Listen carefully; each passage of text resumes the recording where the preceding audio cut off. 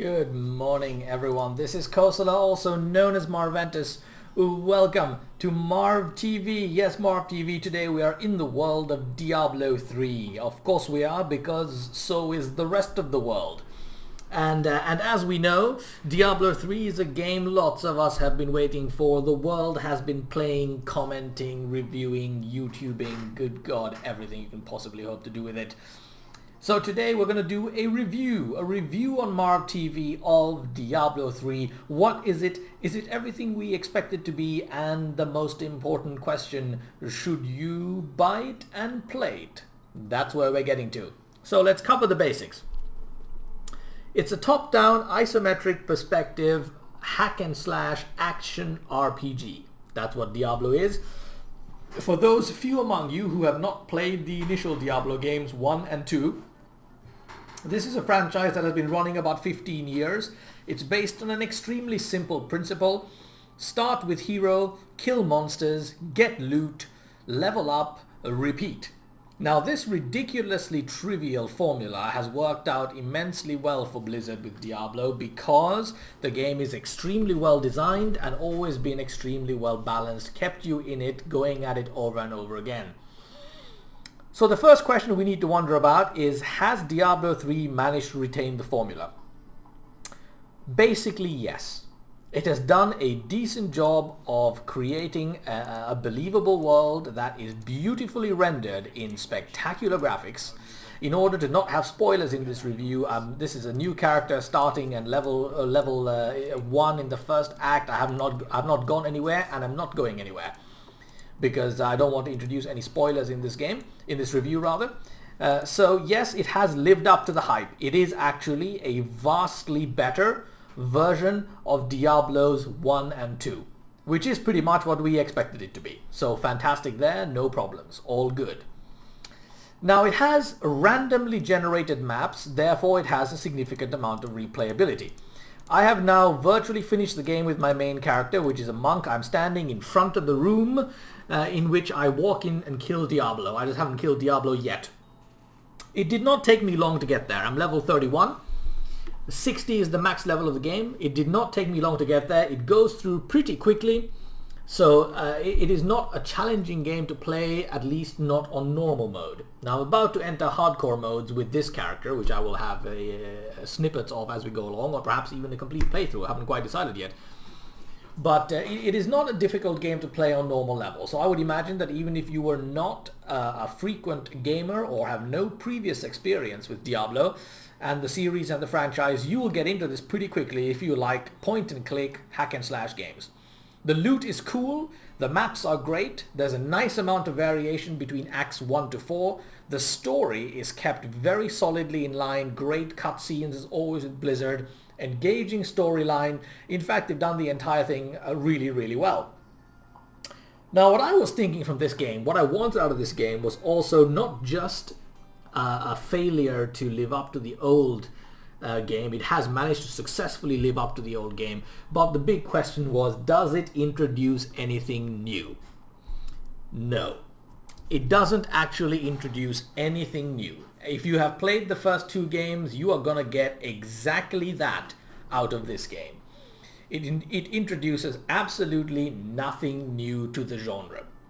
Right, so that makes for a fairly quick review of this particular game. If you have been a previous Diablo fan, you are going to like it, so yes, go and buy it.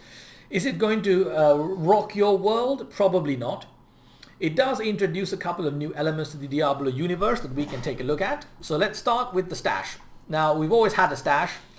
Originally in the stash for Diablo 3, this is where you park this is basically your bank. So if you were a World of Warcraft player or an MMORPG player, this is your bank. You can buy new slots at 14 at a time for 10,000 gold, which is actually fairly a lot. This is your carry-all inventory, and this is your permanent stash. The stash goes with you from act to act. Originally, there was a discussion about this stash being account-bound rather than character-bound.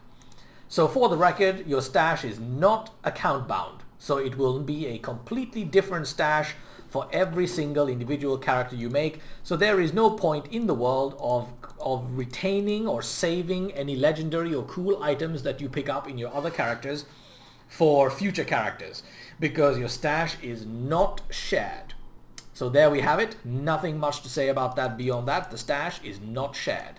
Now let me pop out of this onto my monk and show you the other little tidbits. Switch hero, let's move on to Marvina, who is my monk, and resume game. Mini spoiler here, this is just in front of where one goes in to kill Diablo, which we are not going to do right now. Instead, we are going to go park ourselves in town, where I can show you how the merchants and artisans work. So I've gathered 2 of the artisans that you can gather so far. I've got myself the blacksmith and the jeweler. So the blacksmith is where you create new armor and new weapons. Now I did a quick run through of this in one of my previous videos, but these are what you can expect out of the blacksmith. You can forge weapons, you can forge armor, you can salvage existing magical items, like this one right here for example. If I were to click on that and click on this, I salvage it and I gain subtle essence. Salvaging gives you subtle essence, it gives you shimmering essence, it gives you fallen tooth and a bunch of other things depending on which level of difficulty of the game you're working on. And you can also train your artisan. Creating new items trains your artisan, and paying for training also trains your artisan up until level 4, in which case you need to start getting required materials like these pages in order to level up beyond. Now pages are only available in Inferno and Hell mode. They are not available in the normal mode of the game. And over here I have also acquired the jeweler, who is also an artisan, and from him you can create different types of jewels, remove existing gems from inside your item so nothing goes to waste if you're swapping them out, and of course there's also a training. Again, after level 3 onwards you need to have the required materials to make that happen. Now, are these worth doing is the question. The short answer is yes.